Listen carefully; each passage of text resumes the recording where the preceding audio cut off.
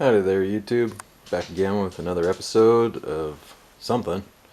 Not quite sure what to call this, but anyway, I've seen a lot of confusion about using LiPo batteries with airsoft guns. And I have to tell you that I would like someone to explain to me how the Gearbox knows if it's a LiPo or not a LiPo. If it's 7.4 volts, guess what? It's 7.4 volts. Now, discharge rates may vary, but you know what? The motor will only take what it needs, you know what I mean. So to prove that, I made a LiPo Ready Dirt Devil. If you have one of these, before you throw it away, all you got to do is put a connector for any kind of external battery, and these things actually work pretty decent. But as they come, the batteries that come in it are junk. So you just take the battery out, wire yourself in a connector, and this thing really hums with the LiPo on it. So anyway, this is one of these cheap Chinese junky plastic gearbox. This either came out of an ARX 180 or could have come out of one of the 416, the cheap Numerex ones. But anyway, I've been running this thing on a LiPo its whole life, which amazingly enough it does seem to last. Some of them don't, but this one seems to be okay. Anyway, I've run 11.1 and 7.4, and I'll hook them up here in a minute, and I'll just hold the trigger down and I'll show you. It doesn't have any effect on these things. It'll even take this 11.1 volt battery without any problems.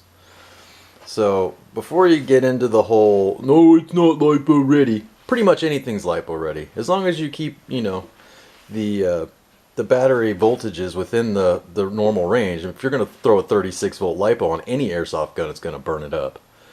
So anyway, I'm going to hook these up and I'll show you what I'm talking about. Okay, here's our 7.4 on full auto.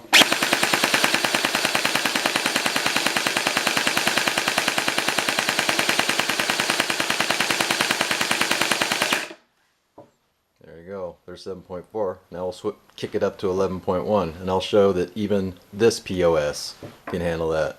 Now please don't take this as a justification to run an 11.1 on a crappy airsoft gun. I'm not trying to say that at all. All I'm trying to prove is that it doesn't matter. They can't tell the difference. This gearbox doesn't know what kind of battery is plugged into it. So I'll cut and I'll hook this bad boy up. Okay. Just to show you that it is hooked up.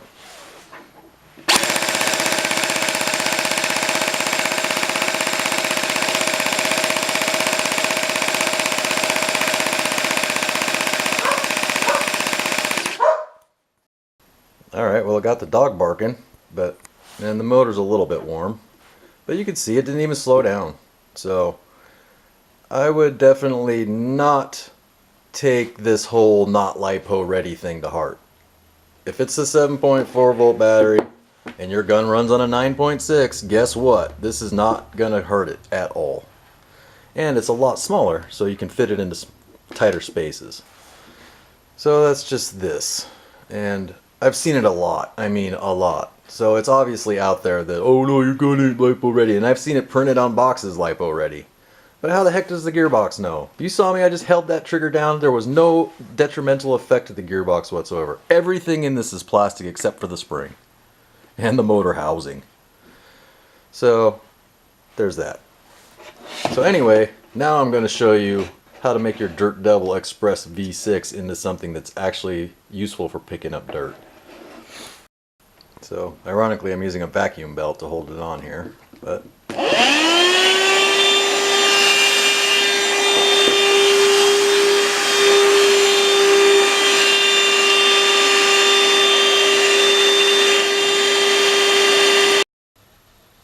and there we have it. So LiPos are great, except for when they blow up or melt down.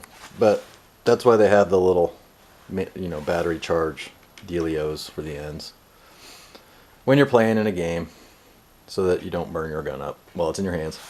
So anyway, I hope you enjoyed this. I don't know, I'm sure somebody has a reason that you're not supposed to do this, but I mean, come on, this is like the worst, and it can take even an 11.1 full auto holding the trigger down for as long as I feel like it.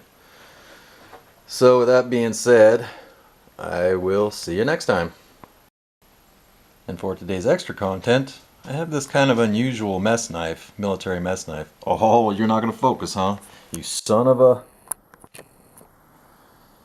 Anyway, so it has this unusual marking. I've seen a lot of them, you know, Silco and Utica, various different manufacturers, but I don't think I've ever seen this marking, GWF US.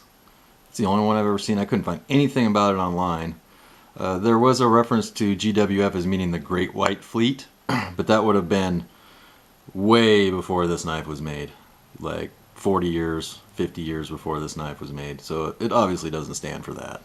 And I've seen some of the GWF silk flatware and it doesn't look anything like this. Because it's an earlier pattern. Anyway, if you know anything about this particular mark, go ahead and post it down below. I'd appreciate it. Thanks for watching. See you next time.